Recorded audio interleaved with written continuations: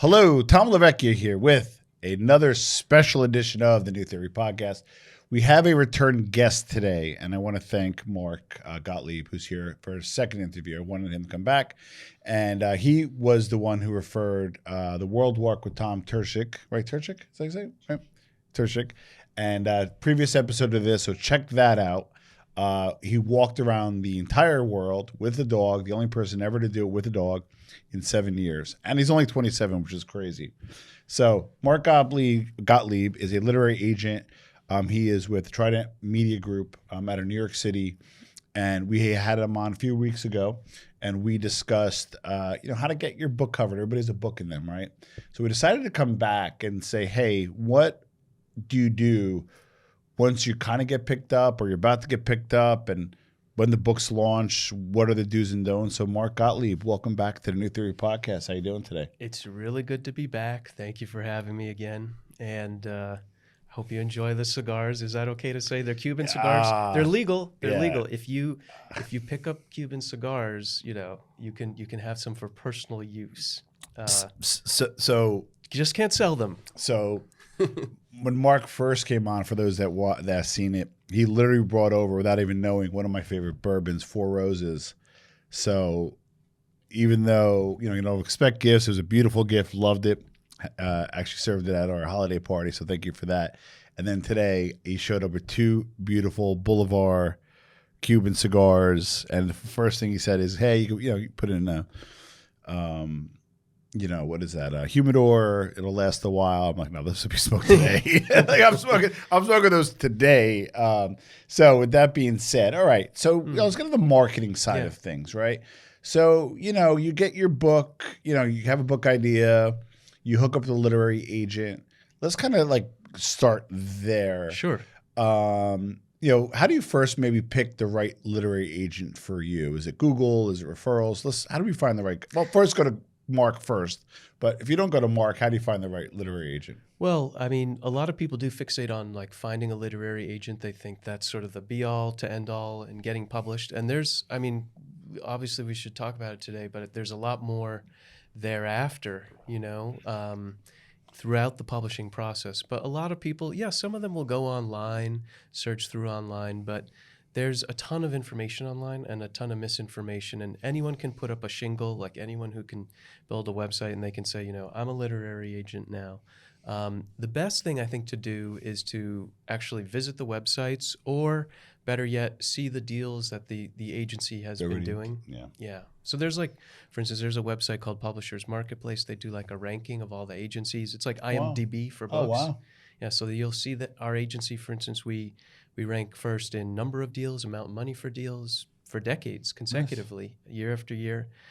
So I think that's where the proof is in the pudding. People can drill down on a lot of information and choose what they want in terms of an agent or an agency. It's not easy to get signed or picked up by an agent. So that's why I think a lot of authors starting out, they really, really fixate on that. But then once they get picked up by an agent, and then better yet, their book gets sold to a publisher, it's sort of like, well, what now? What do you do then? Yeah, and that's what I want to talk about today. But before we get to that, one more thing is what to expect and what to look out for, and maybe some red flags when dealing with a literary agent. Because I have somebody that I know had a deal on the table, and they signed up a literary agent, and then the literary agent brought an editor in, but didn't mention are they getting didn't ask for any money, and were they getting points, are they getting paid? It kind of seemed a little murky. Then on top of it, it was almost like guaranteed in advance when the book got picked up, and it all was kind of red flag-ish. And of course, the book didn't get picked up. Literary agent dropped it once the book didn't go through. So what are some of the red flags to look out for? You have your manuscript, or you have your treatment, or whatever that is.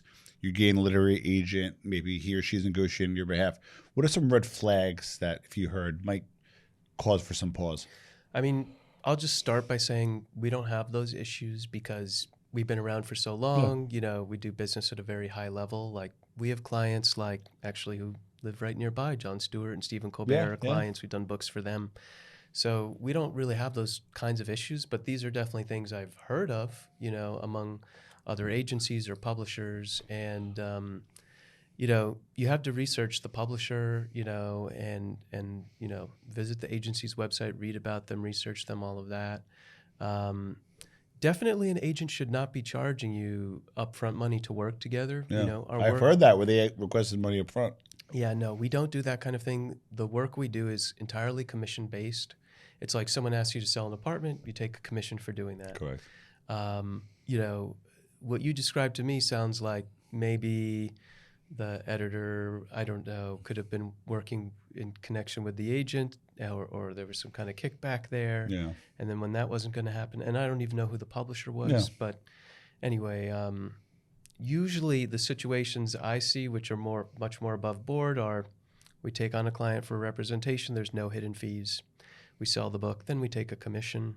The publishers we work with, are typically paying book advances, and, they give an accounting of everything, and it's very above board. Yeah. But you do hear sometimes horror stories like that.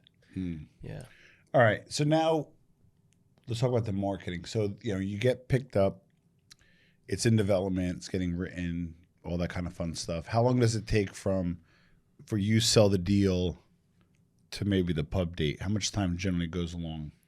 Yeah, so it's a really long timeline, actually. A lot of people think, well, I have the manuscript written, so don't they click a button and publish it? But there's all this machinery at the publishing house. Yeah. They have a sales and marketing department.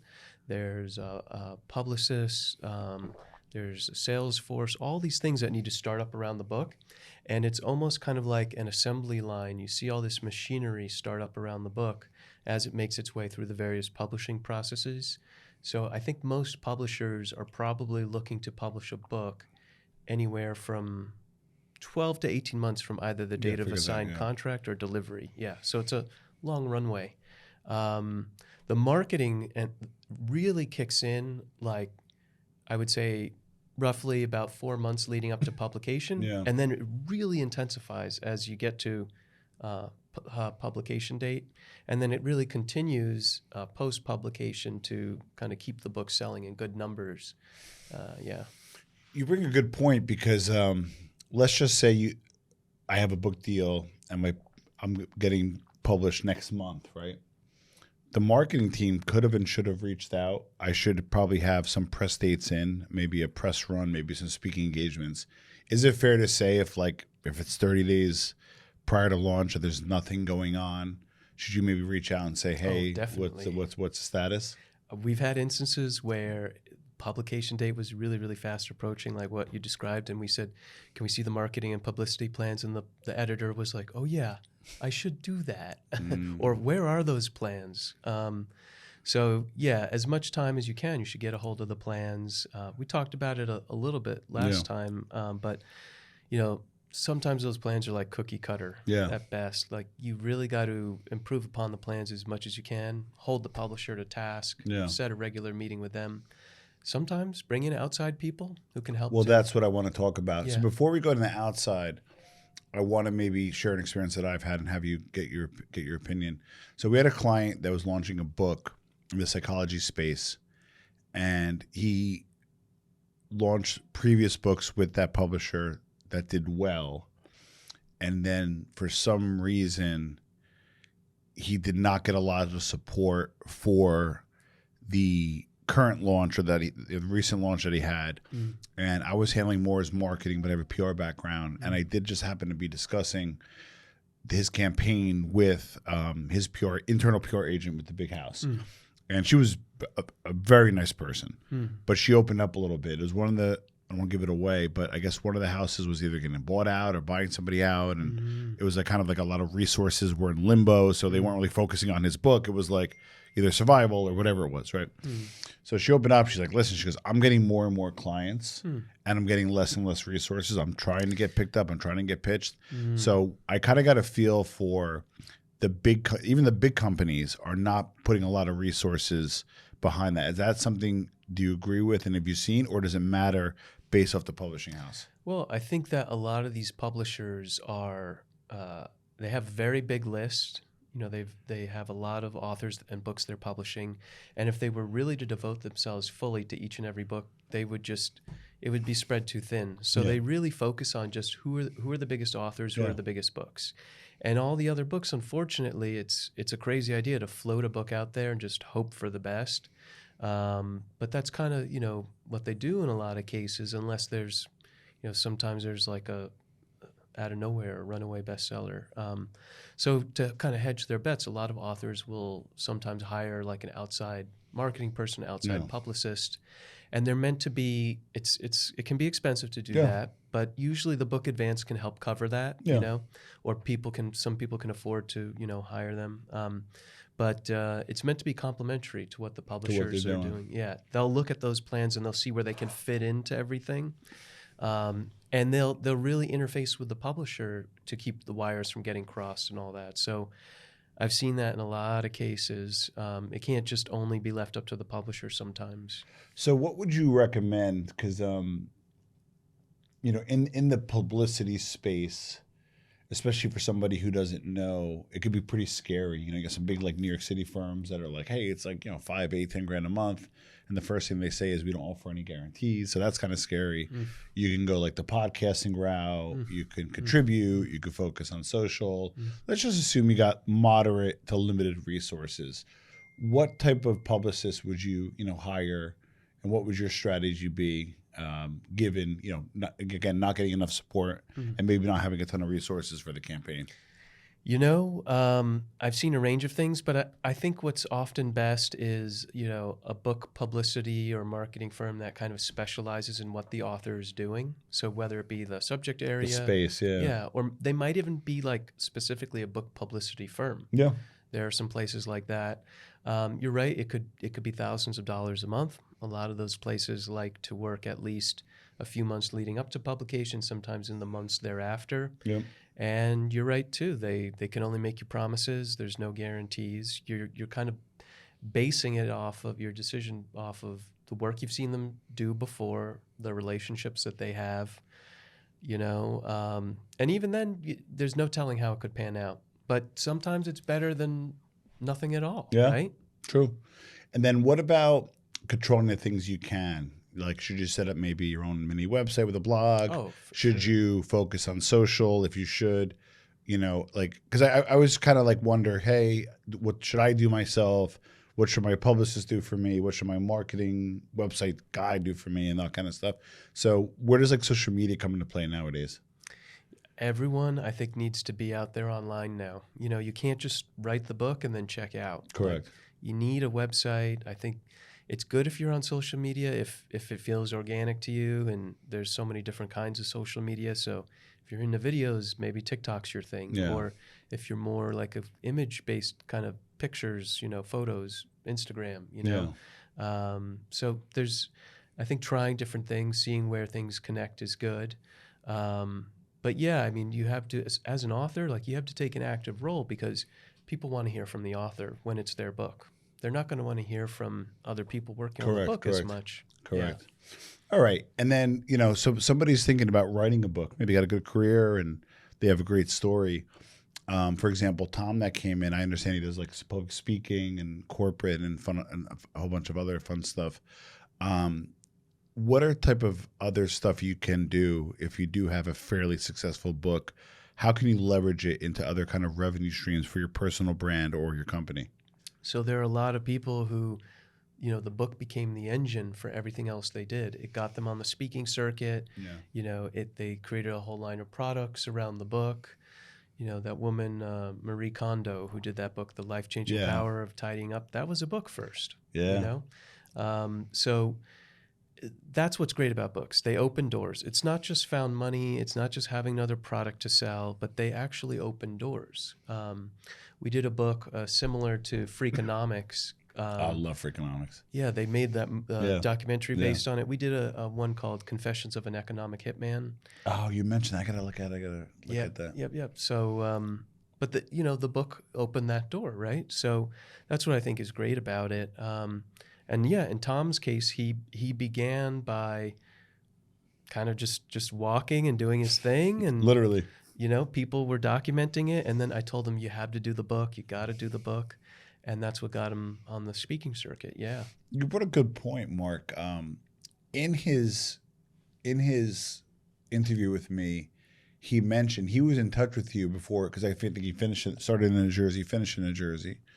And I think you guys were chatting because you picked up on the PR and you guys, I think you found him on Reddit. My point being is you guys connected even before his journey was done. Yes. Which I think was critical to the success. So if you have a book in you and you're going to maybe write about something you're going through now, maybe reach out or start discussing it with a literary agent even before you have the finalization because it might be a juicy story. Is that fair? Sure, yeah, because a lot of these books are sold based on like a proposal and a couple sample chapters. So even though Tom hadn't like finished his journey yet, he didn't really know where the story was going to end. Yeah. It's obviously ended kind of with Savannah in a way, but there's also kind of a epilogue to Tom's story and what he's doing now. But we could sell it on that basis. There are some people who wait too long. You don't want it written on your headstone. He never wrote that book. You know? So yeah, the timing is key with this stuff. I did a book recently or sold it recently. It'll be published soon. Remember that band Tears for Fears? Absolutely. Everybody Wants to Rule the World. Yeah, of course. So Roland Orzabal, he's like kind of the musical genius behind the band, writes the songs, sings, guitar, everything. The only constant member of the band. It's his memoir, and he could have done that at any point in time between the 80s and now, but the timing to him feels right. But yeah, no, timing is an interesting thing with all of that. But through the publishing process, you're going to have a long timeline after that. So that's, I think, something to be ready for. After a book is acquired, they're going to send you something like an author questionnaire to help onboard you, get information about you and the book. Angles, that kind of stuff, different audience points. Yeah, they're going to design the cover. They're going to pick out an audiobook narrator. Ideally, we try and build in all these consultations or approvals for clients so that you as the author can be the one to choose your book cover, your title, and who you want to narrate the audiobook and what you want the jacket copy description to say. So we try to get all that for clients. And there are different phases of editing too. It's not like, okay, I've written it, now you print it, it's done. No, it goes through like a substantive edit, like a big global edit, where maybe an editor will send an editorial letter or do some track changes in editing. And then the editing it's kind of like chipping away at marble. You first take off big blocks and then it gets a little finer in the chiseling. Keep on it, So, they'll do like copy editing, proofreading, stuff like that. If it's nonfiction, it goes through a legal read, actually. Yeah, you have a lawyer. have to correct, read it. Yeah, so... Yeah, a lot of different phases go into the books. And there are people who work in publishing houses, some jobs you would never have known existed. Like there's someone's job who they're an interior designer. Their job is to design the interior of the book, to make selections as to the paper, the text, all of that. These are subtle things we don't pick up on as readers. Typeface. They think about that. Wow. Yeah, all of that. I'm an interior designer. What type of design? Well, books. Yeah. Hey, that's why I love Mark, because he gives you those nuggets. All right, so when a book launches, here's the other thing, and you might have more insight and more direction because of what you do, but a lot of times when book launches, big house or even independent, whatever, it's not very transparent on how many units sold. At least what my experience has been. So do you, as maybe a literary agent, do you get a dashboard? Do you have to call them? Is it opaque? You find out later. I because I do marketing for book publishers, individuals, and I would have to say like my last 10 campaigns, maybe one knew how many units they were selling because they self-publish and had a dashboard. But are you able to kind of see how many units sold, or is it opaque even for you? There should be a lot of transparency there. You're talking about basically what happens after the book is already out there in the world and making earnings. If there's been a book advance, the advance is earned back in the number of copies sold, and that's when the publisher begins paying a share, a percentage on every book sold. You have to know, obviously. So most publishers send royalty statements quarterly. A lot of them have moved toward paying royalties like twice a year. Amazon pays them once a month. So Yeah. that's like kind of an accounting nightmare to have to Correct. do. But, they have a lot of earnings to report. So that could be a good thing for authors. But yeah, you should read the royalty statements. Sometimes our clients will call us and they'll say like, can you decipher this royalty statement for me? Because I have no idea what this means. It's like they think it's in another language to them. And the other thing is a lot of publishers offer what's called like an author portal where in real time you can log in and see what your sales, yeah, like down to the minute, pretty much sales numbers. And then, beyond that, there's Nielsen BookScan. They track all the book sales. Yeah. It's not as accurate as what the And publisher has. that's Nielsen, I think, is algorithm. Yeah. Yeah, they do the TV ratings, the radio ratings, all that. So yeah, you got to know that stuff. And look, because if the sales numbers are good on a book, it's like you can rinse and repeat. You can go out there, get another book deal, hopefully for more money and a bigger publication if the sales were good. So my understanding, you generally have a feel for how well a book is going to do within the first 90 to 120 days. I could be wrong, but that's what I was told. If, let's just say, some reason for the first 4 months, by hook or crook, it underperforms, can you generally salvage that book? Or if it has a rough start, you're kind of doomed? Well, I mean, publishing a book in many respects, like a colleague of mine once referred it as to kind of like, it's like walking into a casino. You never know what could happen. Your luck could change in a moment, right? Yeah. So, there's a lot of that to it. But, there are books which went out there, they had a very quiet publication, then out of nowhere they blew up. Yeah. And then the opposite too, So it's really hard to predict. I don't think something's ever just dead in the water, though. Yeah. I think a lot of the books that seem to have done well is the author just kept pushing no matter what. They kept going. And that's important. You got to have grit about you in that kind of business. You're right. I think within usually at least 3 to 4 months post publication, you'll have a pretty good idea of the sales trajectory. Yeah. But sometimes major events can happen that change the course of a book. Like I can't remember if we talked about this the last show or not, but we represent this book called The House of Gucci by Sarah Gay Forden, and then Ridley Scott made the movie with Lady Gaga and Adam Driver. That book I think had backlisted. I don't know if it had gone out of print yet, but I think he found the book at like a used bookshop. Wow. He picked it up and he was like, this has got to be a movie. And then your author still had like the rights to it, obviously? Yep, it went right back onto the New York Times list, I think to the #1 spot. Wow. They put the movie poster on the book cover, all of that. Yeah. And this is years after this book has been out. It was an old book. That's crazy. Now, let's talk about some tactics, some practical tactics that, because I do some PR for independents and some people that are with publishing house. Some of the advice that I give is, number one is every Barnes & Noble, which is coming around thanks to TikTok. I don't know if you saw that opening up 50 new stores. Yes. They were smart. They consolidated the stores. And then now, and you can't hang out as much as you used to. They don't have as many chairs, right? I used to go and read stuff for free. Now I got to buy the books, right? But with that said, I don't know about now, it might have changed, but before every store had a community manager, and if they were able to buy your books, I guess it's through Ingram or Baker or whatever that is, if they can buy your book and it's appropriate, they'll actually host you to speak locally. They'll order 15 books in. You have friends and family come. It's a way to move a few books, a way to get some publicity out there. The one that I did, they were pretty nice about it. They kept a few books in that Barnes & Noble. I think I sold like 20 at it, nothing crazy, but there's no reason why you can't do 10 of those, And so that was just one tactic that I thought was pretty cool that you can do. What are some other tactics that you heard of that on smaller budgets or maybe people could do themselves that you'd recommend people trying out to promote their books? Well, definitely every kind of bookstore, be it like a Barnes & Noble or an independent bookstore. Even more, yeah, you're right. They love the foot traffic. Even if the customers aren't only there to buy your books, it means there's more eyeballs in the store. People are buying other things in bookstores. If you can do an event with another author or two, you can kind of make for a bigger collaboration, event. Yeah, and then it's even more appealing to the publisher. I think as an author, if you sign the book, they love that. A local author, they always want to support a local author because it means the author has a strong community where they live. And what's great is every time you sign a book, it's effectively like you've sold a book. They can't return it. Correct. So Sometimes they'll sticker it, they'll put it at the register.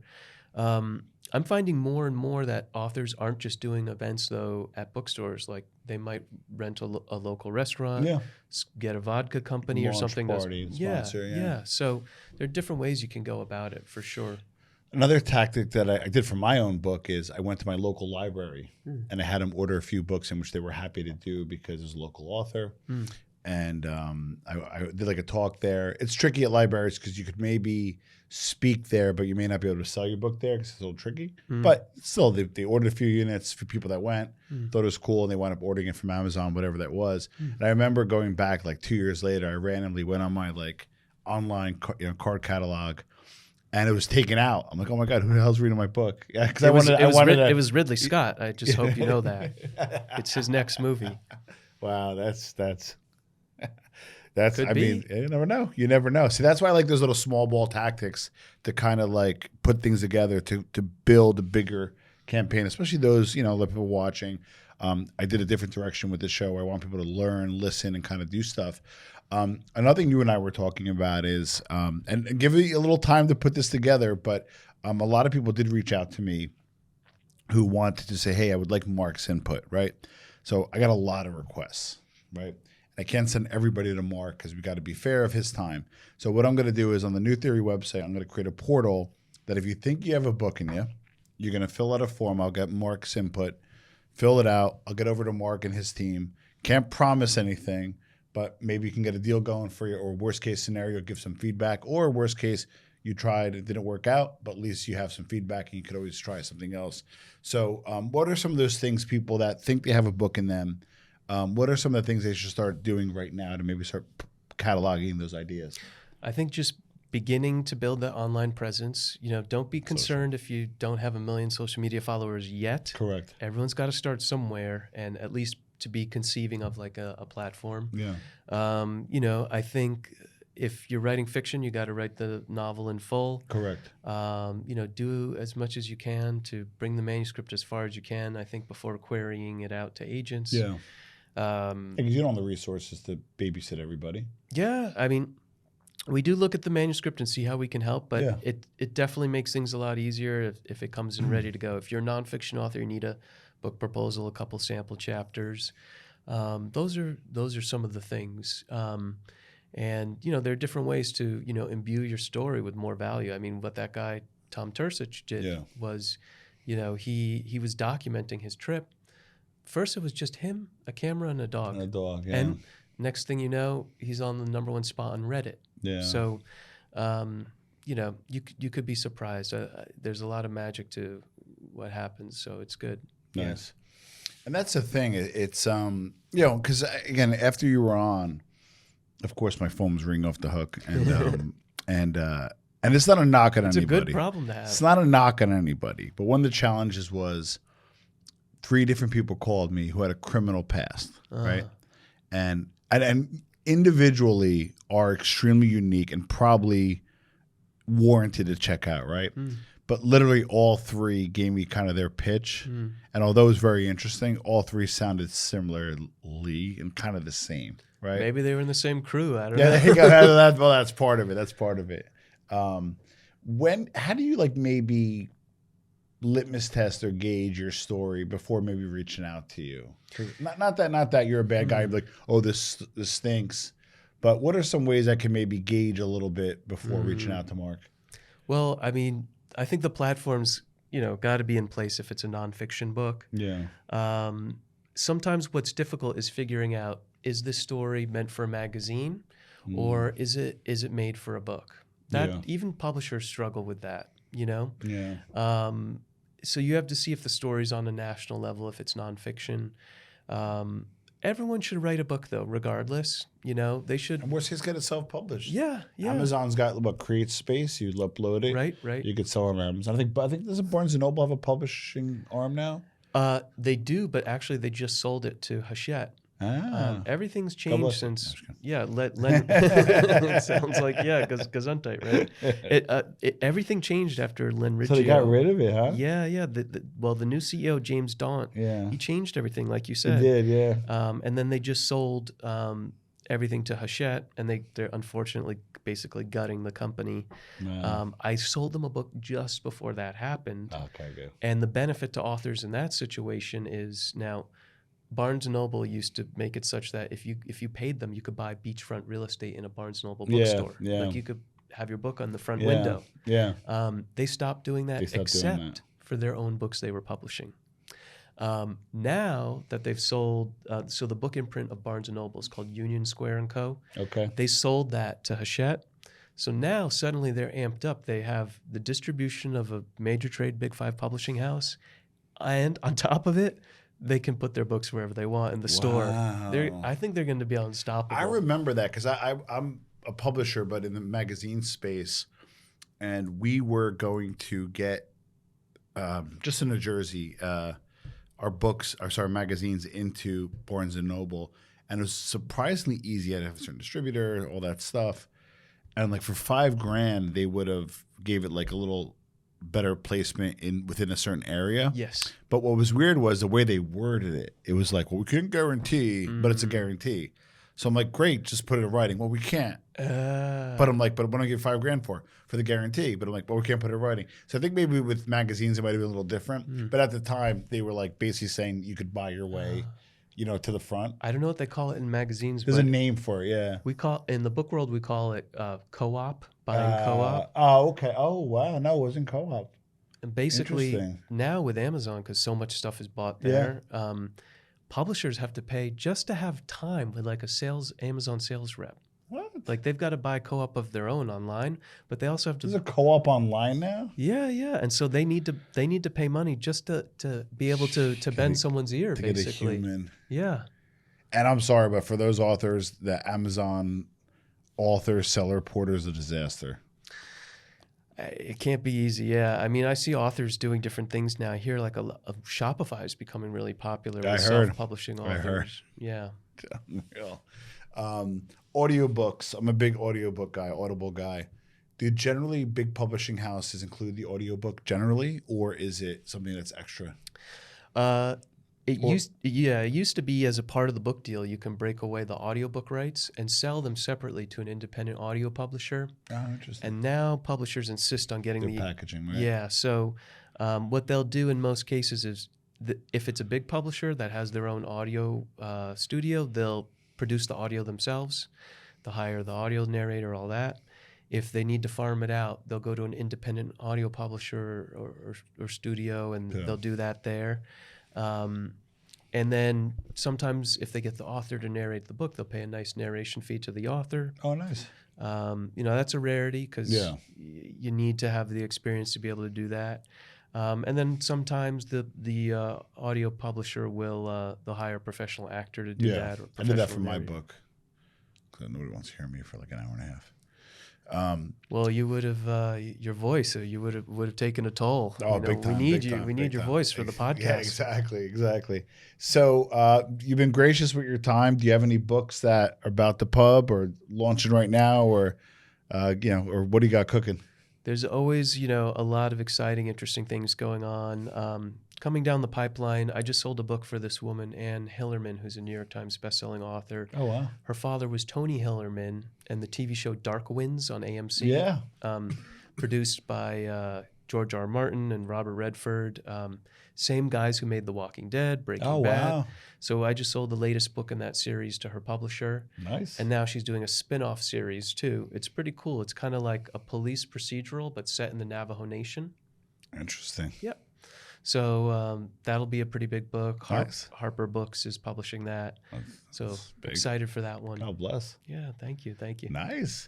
So how do you, so let's get to a little bit of the business end before we conclude. Mm-hmm. You're obviously contingent and you obviously always want to put the best product forward, right, to Harper or whoever, because you have a relationship with them. I'm assuming when Mark presents something, probably more doors open because who you are, right? You built your reputation, right? Yep, people know us. Yep. But you're also a businessman, right? A business person. How do you keep deal flow going for yourself, but also have quality? Like, are you scouting out? Are you maybe doing podcasts or getting people to maybe get more inbound? Like how do you keep your deal flow consistent? I think it's kind of like, how do you spread your chips? Like, Yeah, exactly.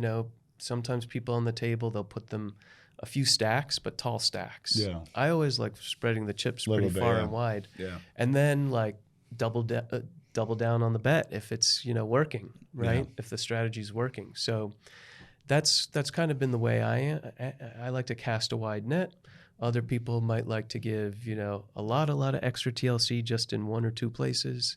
And I'm happy to give TLC to the right projects. But I like to kind of spread my chips far and wide and see what the result could be. Marathon, not a sprint. Yeah. And so that's why I have like a really big mixture of books out there. Fiction, nonfiction, children's books, graphic novels, because you never know what could And hit. you guys are private, right? We're privately owned. So you don't have yep. you don't have the quarterly pressure. Right. And, you know, there's no like kind of top-down mandate of like, you have to do this kind of book or that kind of book. People have a lot of leeway to do whatever kind of book they want to work with. Good point. So before we wrap up, any genre is kind of hot right now? So if you have an idea in a genre, any genre is a little more hotter than others? Well, romantasy is still really big. It's exactly what it sounds like, romantic fantasy.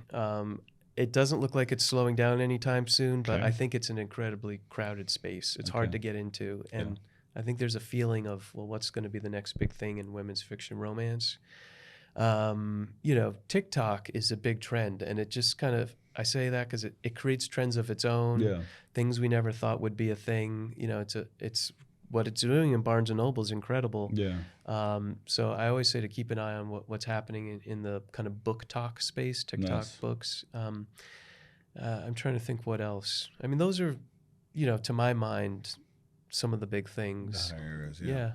All right. How can we find you at Trident Media Group? We're not going to we're not going to give your email because I'll get bombarded. I'm telling you, I got a lot of outreach on a lot of podcasts, and you definitely got a lot of outreach for. Well, everybody wanted a book, and I'm like, I can't. It's a testament to you, your audience. People love the podcast. Well, if it gets us a book, I'll be happy, right? No. So Trident Media Group. How can we find you guys online? Yeah, or we're online. TridentMediaGroup.com. We've got social media channels if people want to follow. I think it'd be great if they came and checked out the podcast, listened to more episodes, and all of that. And we'll get that form up where if you have a book idea, get it uploaded, have one of Mark's people check that out. And if there's something there, it'd be great. Thanks for checking out the show, guys. Thank you. Thank you.